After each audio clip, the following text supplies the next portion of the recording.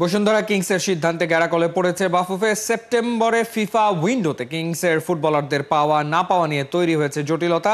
6 ও 9 September নেপালের বিপক্ষে দুটি প্রীতি ম্যাচকে সামনে রেখে এরই মধ্যে ঢাকায় ক্যাম্প শুরু করেছে বাংলাদেশ।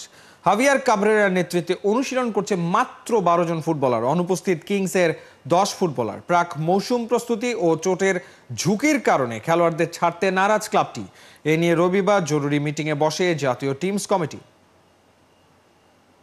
স্বার্থে, বাংলাদেশের ফুটবলের স্বার্থে, বাংলাদেশের জাতীয় ফুটবল দলের স্বার্থে তারা জানি আমাদের এই ফুটবল ফেডারেশনের দিকে এগিয়ে আসে। যেহেতু ইমরুল ভাই সিনিয়র ভাইস প্রেসিডেন্ট এবং ন্যাশনাল টিম ম্যানেজমেন্ট কমিটির ডেপুটি চেয়ারম্যান, ওনার ক্লাব ফুটবল ফেডারেশনও ওনার, বসুন্ধরা কিংসও ওনার, খেলোয়াড়রাও ফুটবল ফেডারেশনের, খেলোয়াড়রাও ওনার।